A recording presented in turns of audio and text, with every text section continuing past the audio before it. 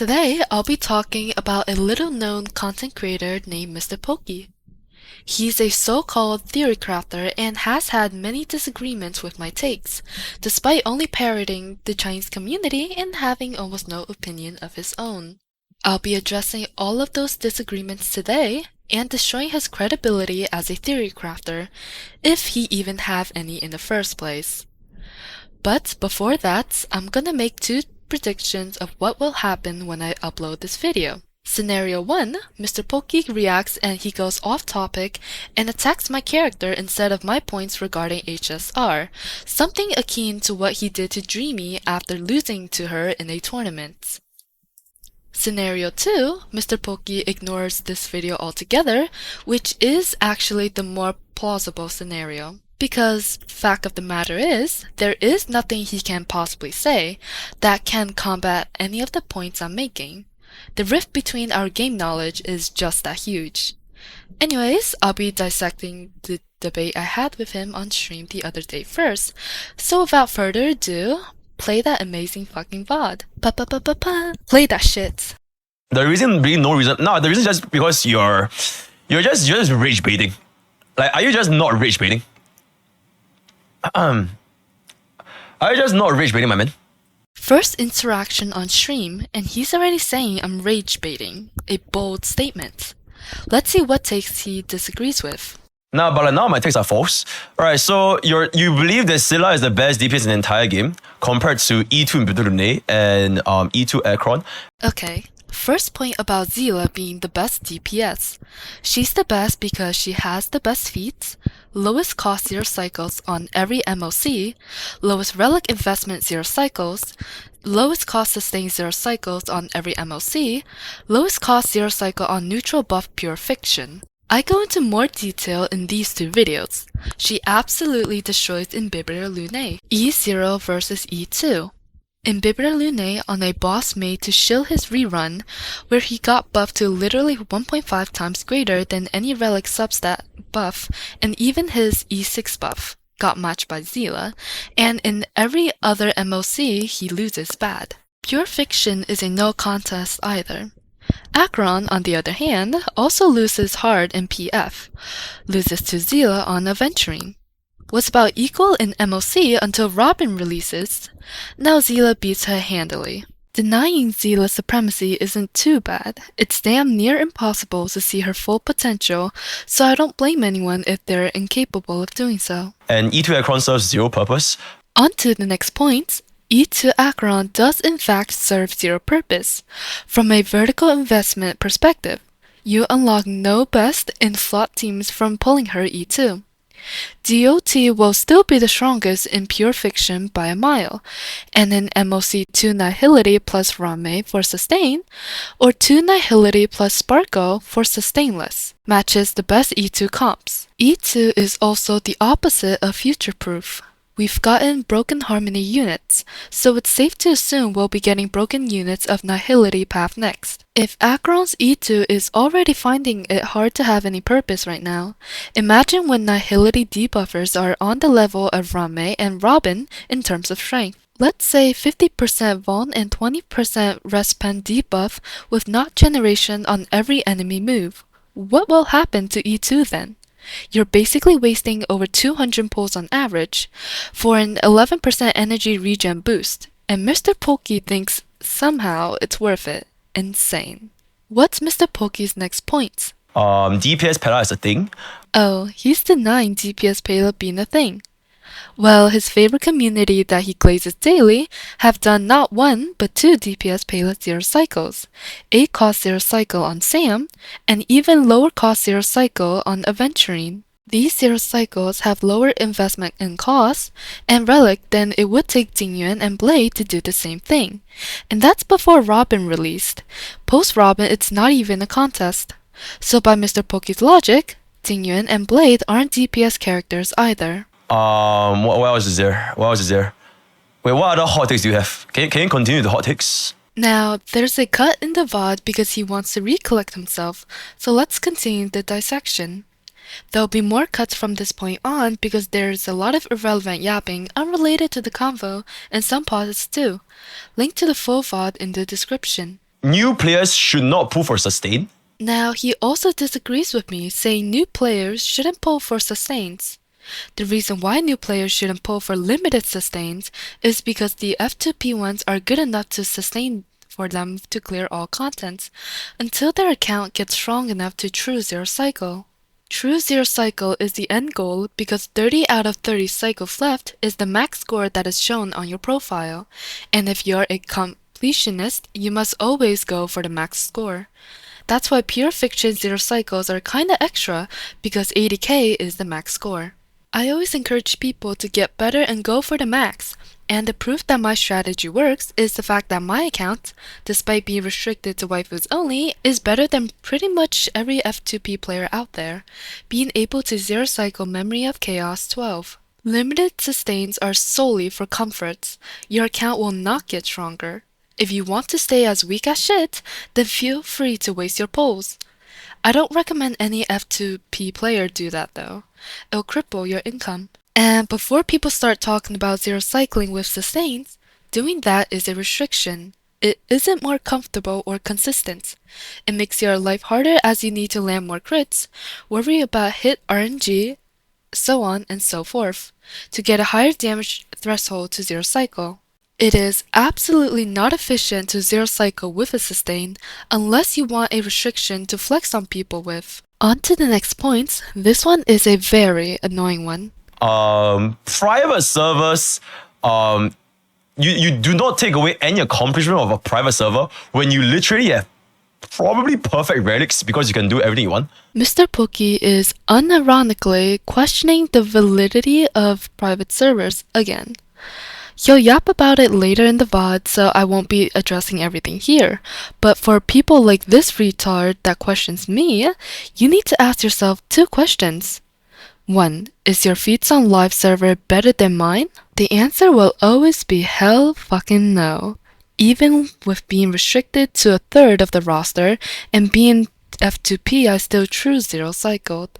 Pokke's feats are literally child's play compared to that. 2. Can you do what I do on private server? This is a meme question because there's no way that's possible either. Even my easiest feats on private server will take MrPokke's days to replicate, and the harder ones are completely impossible for him.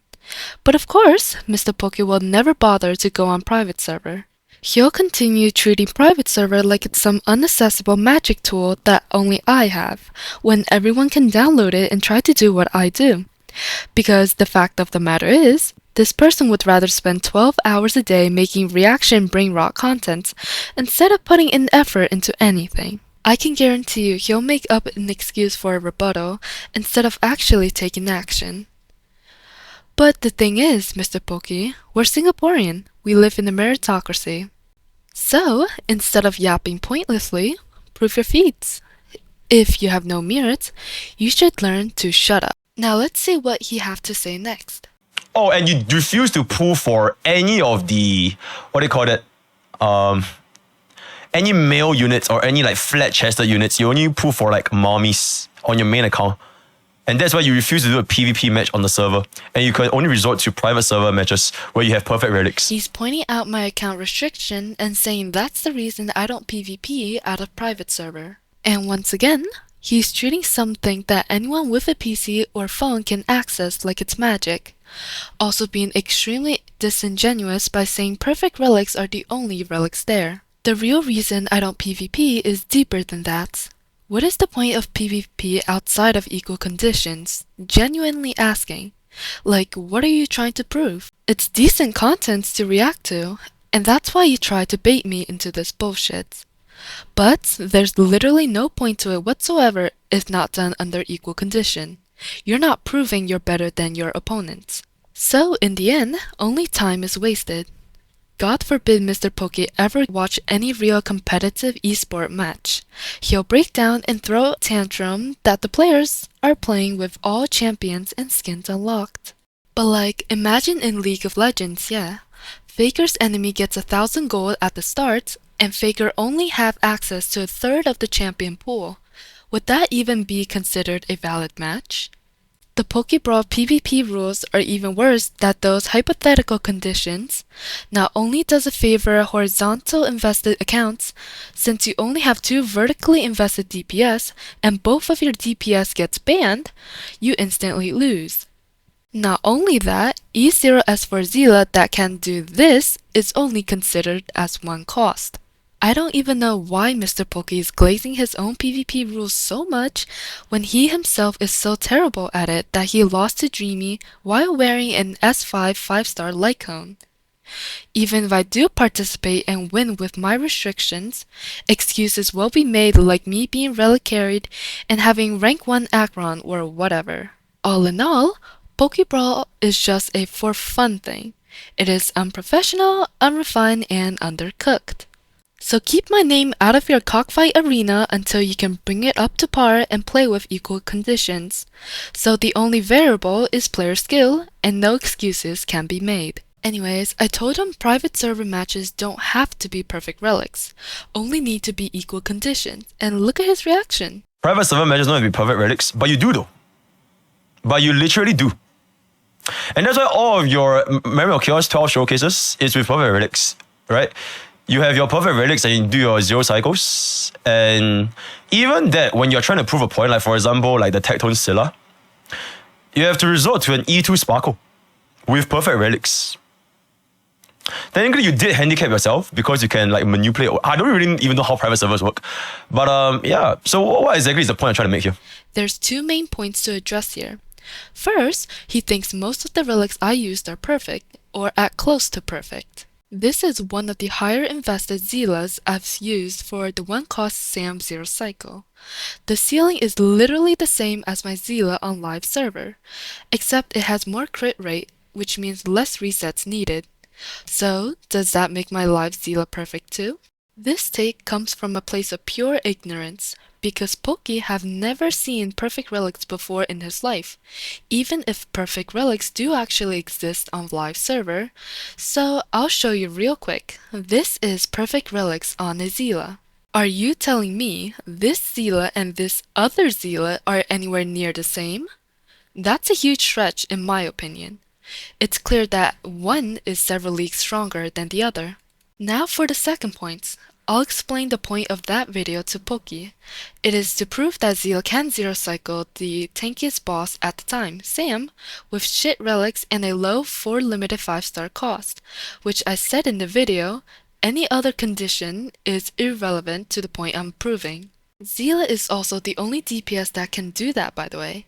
I tried the same thing with Acheron and gave her 5 extra crit rate rolls to match Zela with all the broken supports. And she failed to win. So that also proves that Acheron needs more relic investment than Zela to 0 cycle on a MOC where they are equal. And I'm gonna make another prediction. MrPokke will say the team I use for Acheron is inefficient, and that Silver Wolf Pela is stronger in that situation instead of Bronya Pela. There's 2 reasons why Bronya is used instead of Silver Wolf despite Acheron's trace effect. MrPokke, if you, by some miracle, have the balls to watch this on stream, explain to your viewers the 2 reasons.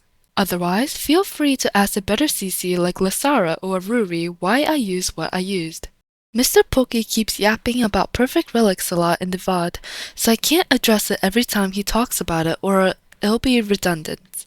He even called this sparkle perfect, despite there being better sparkles on live server.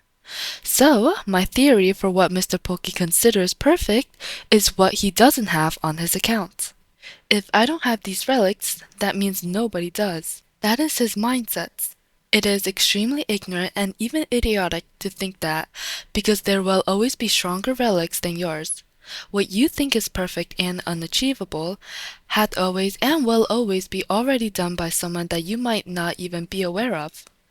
I used to think my Acheron is perfect. For example, rank 1 Zela land, 40 effective substats, but in the end it's mid as shit compared to an actual perfect Acheron that wasn't even on Zela land. Ignorance is honestly a disease. It restricts your perception on reality and places limitations on what you think is possible. And the best part of him yapping about perfect relics is, he refuses to show me a video on where I have perfect relics, because he says it doesn't matter. Show one video that I do, it doesn't matter, because you have access to any of the relics you want. This proves how lazy he is and how he is unwilling to take any action or put in any effort to prove his point. MrPokke, I know you never put any effort into anything you do. You outsource editing to editors. You outsource thumbnail making to artists. You parrot your opinions from Chinese community so you don't have to play research game. So I know you don't know what taking actions is. But let me tell you something, yeah? If you disagree with someone's opinion, show proof. For every take I make, I have a video backing it up. Because I wouldn't want to be known as a jealous contrarian liar with no mirrors to back up my claims. But that's just me though. People are different after all. Now let's see what other points he have. Oh, E6 S5 Yanqing is better than any E0 S0. Amazing.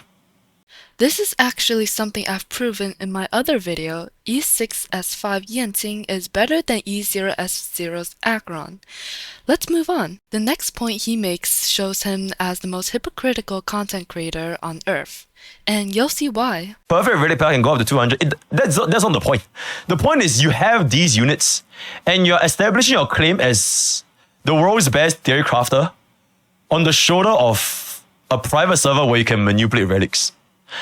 Or wherever it works there. I have no idea how it works there. What he's doing here is textbook rage baiting, but I'll eat the bait to prove he's an idiot. First thing he says is that even if I don't use perfect relics, it doesn't matter because I have access to the strong relics that also exist on live server. Moving the goalpost when it doesn't suit you is a very common trolling tactic. Next, he tries to discredit my claim as the best theory crafter because I use private servers to do my clears. This is by far the most ignorant take he has so far, which says a lot. Let's say you're a person that knows nothing about Star Rail, so you ignore the perfect speed tuning calculations down, ignore all the damage thresholds calculations, ignore all the new techniques and ways to circumvent restrictions in my clears. Throw them all out because you don't understand them, yeah? Even someone who doesn't play Star Rail can understand I'm the best player with this simple line of logic. To put it very simply, I have way more knowledge and experience than everyone else. Imagine this bubble is your account. The rest of this white canvas is the entirety of Star Rail, which private servers give you access to. So basically, I have access to and tested every character at every idolin, investment, and viable team comp. To denounce private servers as much as MrPokke does is to denounce the act of gaining knowledge itself. This is why I'm the best player. A huge part of the community have this kind of mentality, a very restrictive mentality, which is why they suck at the game and can't improve. Next time you see a private server denier, just let them know they're tunnel visioned, afraid to improve themselves and will never get better. The reason I also say private servers gives experience is because calculations can only take you so far. You have set parameters for testing numbers and it is prone to human error. While in private servers, you can put every single one of your idea into practice and see how it works in a real game environment where there cannot be any error at all. For example, the Aventurine boss has 50% damage boost written as his buff, but in actuality it is not a simple damage boost. It's boosting your final overall damage by a flat 1.5 times. Calculations will get this wrong 100% of the time. Raw calculations also can't factor in the specific energy gain from getting hits and mechanic you'll be benefiting from each enemy when facing them with certain characters. That's why practical experience is far more important. When you see me play the game, you'll notice that I have no hesitation between moves.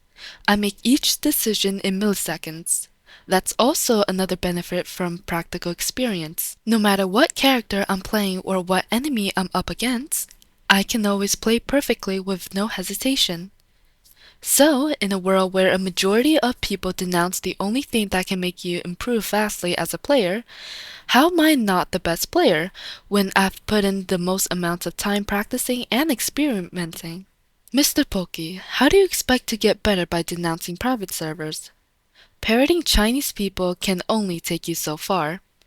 Do you expect God to beam knowledge into your brain at night and wake up with all the information? Get real. The next thing Pokke says goes to show he might have failed Chinese in school. I mean, at this point, it's kind of like talking to a cow, right? It's like, yo, you say you're from Singapore, right? It's like 对牛弹琴, bro. He uses the idiom 对牛弹琴 to describe this situation, which implies I don't understand what he's saying. But the more accurate idiom for this situation would be 班门弄斧, which means an idiot trying to show himself up in front of an expert.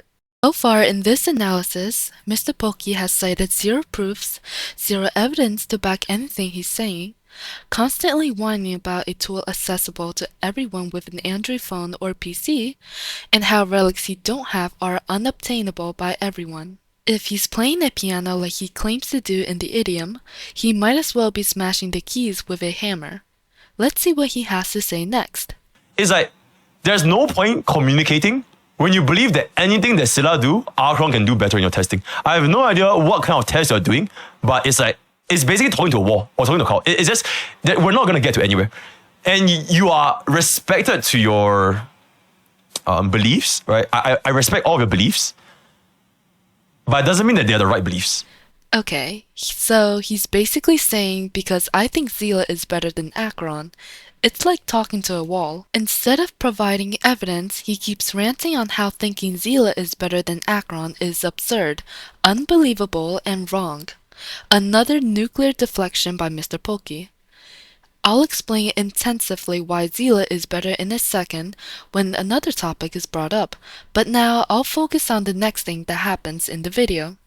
I tried to reason with him by bringing up the Chinese community he glazes so much, and saying that even in CN without my game knowledge, Zila Zero Cycles still matches Akron Zero Cycles. Just look at his reaction. I compare with CN clears, it doesn't matter. The clear could be from goddamn Africa, it does not matter. It has zero reference of where you get your clears from in CN or like Jamaica or whatever it is. Mr. Pokke knows denounces CN clears and say region is unimportant when it doesn't fit his narrative, which is fine, as he said. African gameplay and CN gameplay are the same quality, so, Mr. Pokke, what I want you to do is never make another CN analysis video again. Start making Nigerian community analysis on StarRail instead. After all, region doesn't matter, right? At this point, Mr. Pokke has shown how ignorant and unqualified he is. But trust me, it gets even worse. Now, I basically told him anything Akron did, I made Zila do better, along with introducing the cost system to him since he doesn't know how to compare character ceilings. Let's watch his reaction. Anything Archon have cleared before, I'll do it better with Scylla. Okay, that's like saying, okay, right now, with Archon, I can zero cycle. And with Scylla, I can zero cycle. And therefore, Scylla is better than Archon. Is that what you're trying to go for? Scylla can do one core zero cycle with no limited idleness, no limited supports. Okay. And Archon can only do 2 core zero cycle with no limited supports, but she needs a limited light cone. Are you sure that's not just skill issue with your perfect relics? He thinks Akron not being able to match Zila is a skill issue, as if Akron takes that much skill to use. Even if you were to put 500 crit value, 5k attack, and have 220 speed supports, Akron will never one-cost Zero Cycle Sam or Aventurine. To think otherwise is delusional. I even challenged a guy that disagreed with me to prove it's possible on private server, and he failed miserably. So now let's watch how Mr. Pokke copes with this fact. Now there's literally 0 win condition without Archon Light Cone. Okay. So you're basically saying because Scylla have access to cruising the Stellar Sea, which is pretty much one of, if not her best alternatives compared to in the night, and because Archon does not have any substitutes. So because Archon's signature Light Cone is so much better than, let's just say, for example, Good Night Sleep Well, or like, what's the Light Cone's name? Solitary Healing. Therefore, Archon is way worse than Scylla. After this, I thought MrPokke is finally starting to understand my points, but you'll see later it's not the case. Basically, what he's trying to say is that the reason I think Seele is stronger than Acheron is because Seele has a good F2P option and Acheron doesn't. That's partially true, but the actual reason is despite having a huge increase from Light Cone, 2-cost Acheron is still barely matching 1-cost Seele, losing in PF and about equal in MOC. So the increase you're glazing Acheron Light Cone for giving is only enough to match Seele still using her F2P option. Still think Acheron is stronger? No matter, do you know what happens when Seele gets to 2-cost? Seele has the best synergy with supports in this game, so her biggest upgrade isn't her Light Cone, but replacing Payload with Robin, which is a bigger increase than going from E0S0 Acheron to E0S1 Acheron. So at 2 costs, Seele gaps Acheron even harder than at 1 cost. See the pattern now? This goes on indefinitely because of the initial gap that Seele has over Acheron, which is why measuring with cost is so effective. It's basically like the Achilles and tortoise paradox. Acheron can never catch up to Seele in terms of cost effectiveness. Now, you'll see what I mean by MrPokke still not understanding why cost is used. I mean, like, you're talking about a DPS, right? So you're basically saying that in this absolute poverty situation with no other, like, let's just say cost is involved, right? So we can't use any costs, and therefore in this metric, Scylla does better. So if we're going to be talking about this, in what world does a free-to-play only have access to set units? He's saying that in no situation does anyone have to use these poverty condition. That is absolutely true. Let me ask you, MrPokke, is your creativity so limited you can't see beyond the surface? Let me explain it to you in a very simple manner that even an actual child can understand. Imagine 2 people, yeah? Let's call them Skibidi and Sigma. Skibidi only managed to phantom tax 10 Ohio residents while being distracted by some gats, but Sigma managed to phantom tax 20 under the same conditions. So it is logical to assume that Sigma is better than Skibidi even without being distracted. Brain rot aside, that's basically the general concept behind the cost system. And before people say cost increases are unequal, that's somewhat true, but not really at the same time. Acheron only have 2 notable breakpoints, going from Gui Naifun to Silverwolf, getting her Light Cone. Even swapping 4th slot for Rame or Sparkle from, let's say, Bronya isn't a major increase for her. Seele herself might have terrible idolence, and her signature only give her a mid increase, but her synergy with stuff like E2 Sparkle and E1 Robin is beyond insane. It lets her keep up with Acheron's increase in cost indefinitely. Acheron doesn't benefit much from Robin because she do huge nukes instead of many hits like Seele and Ratio, for example. So, E6 Robin would be absolutely broken for Seele, unlike Acheron, who only have her own E4 and E6 to rely on in higher cost comparisons. I'm an Acheron main, yeah? I literally broke F2P code for the first time recently to buy BP and get Acheron icon.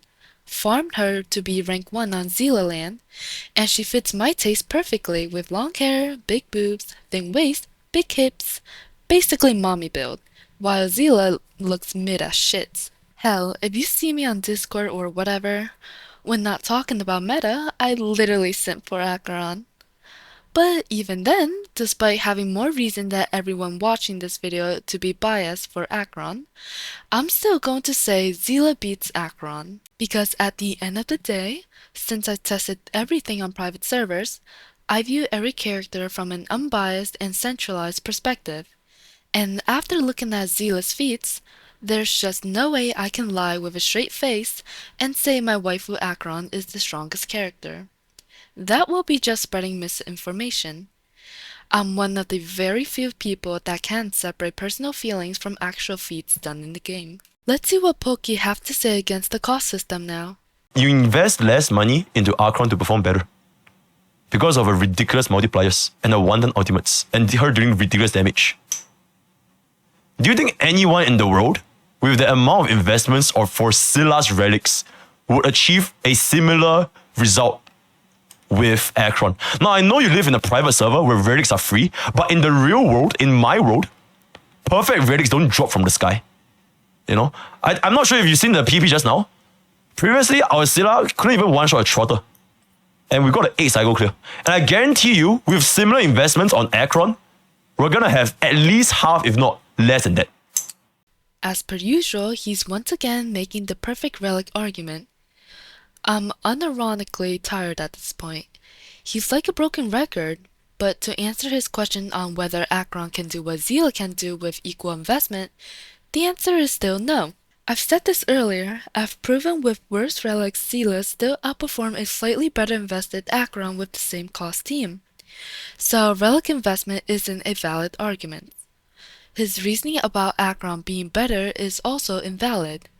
Zila with superior gameplay optimization negates all of that. Next, he brings up a PvP match that happened earlier as an argument, which is even more invalid for 2 reasons. The gameplay most likely isn't optimized, so there's no points. You don't watch Iron and Bronze players play in League and decide meta based on that. Secondly, saying Akron would have done better is an assumption.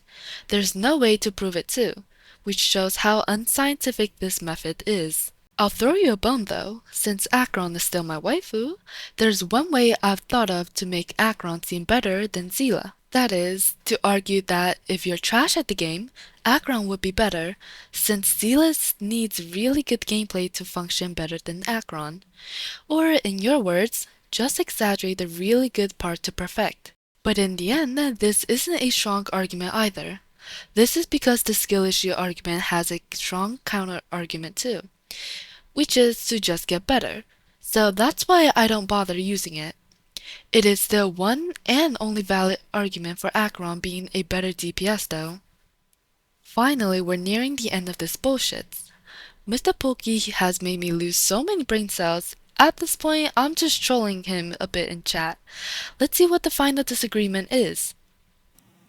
Just follow Big Pinoy's relic manipulation. Oh, so you believe in relic manipulation? Hey, it was nice talking to you, right? Hey, mods, wrap it up, right? Wrap it up.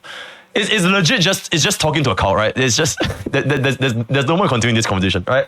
Now, I basically recommended he use relic manipulation, and he instantly banned me from his chats. This is in response to his incessant whining and crying over relics, so I gave him a suggestion to take action to change your fates, but as per usual, he denies every possibility outside his current understanding.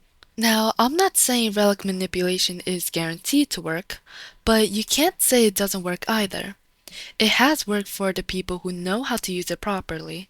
That's why Pinoy has top 1% relics on basically every character on Zila Land, and the 180 speed sparkle I showed earlier that Pokke would consider perfect is also a relic manipulation user. I have to reiterate, it's not proven to work, but it's also not proven to not work either. So if you're unsatisfied with your relics like MrPokke and cry about people using better relics, you lose nothing in giving it a try.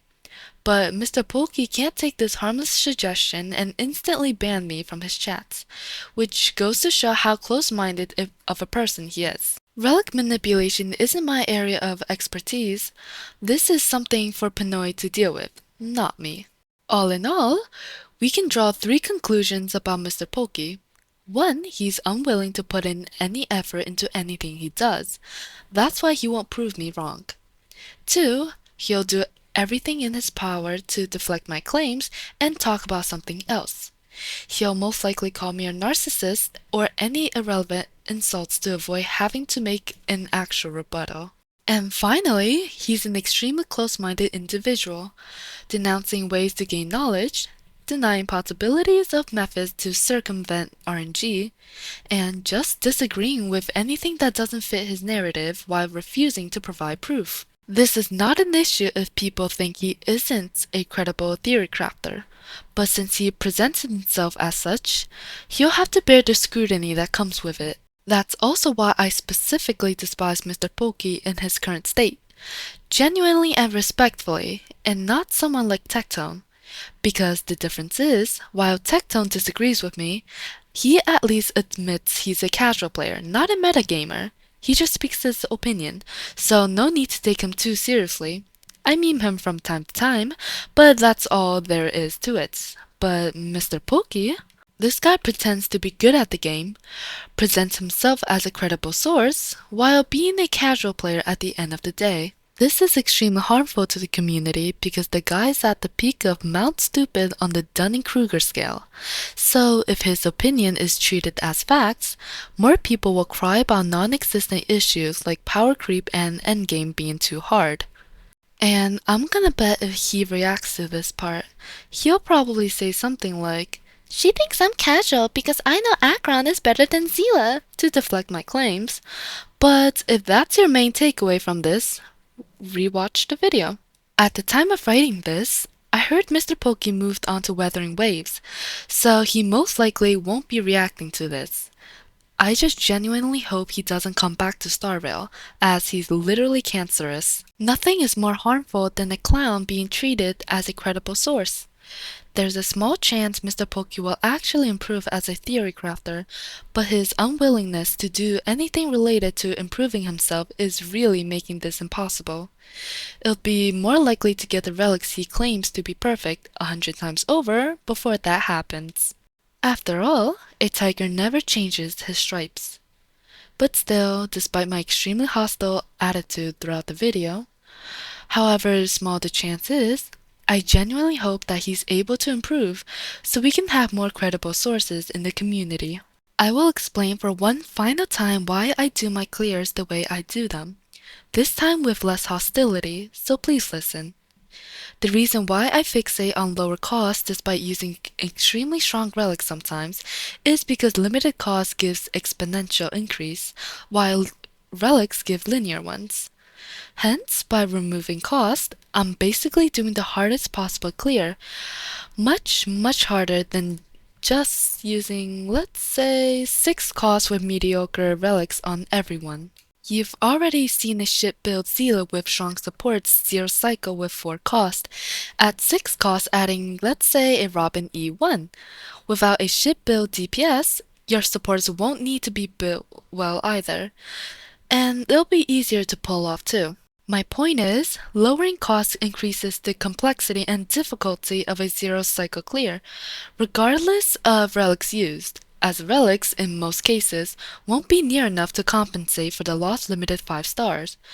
That's why Akron can't do 1 cost Sam or Aventurine no matter what. It was never about accessibility, but which clear is harder. So what's the point of it all? To flex I can do the hardest clear? Well, that's only half of it. The other half benefits the people watching my clears too. Like MrPokke said, nobody only have 1 cost on their accounts.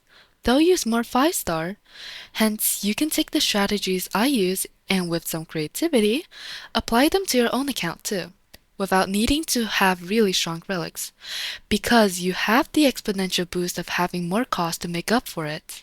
With Robin, for example, you can drop some DDDs. With Rame, you can drop some speed. And with their idolence, you can drop your crit value and attack heavily, so on and so forth. That's why I respect Ruri Goko a lot. He's one of the few that manages to see this fact, and with his own intelligence he can pick out which strategies he'll be able to implement, and make a creative spin on it, instead of hyper-fixating on the strong relics and not paying attention to the intricacies of the clear. That's the willingness to improve and open-mindedness that people need to learn from.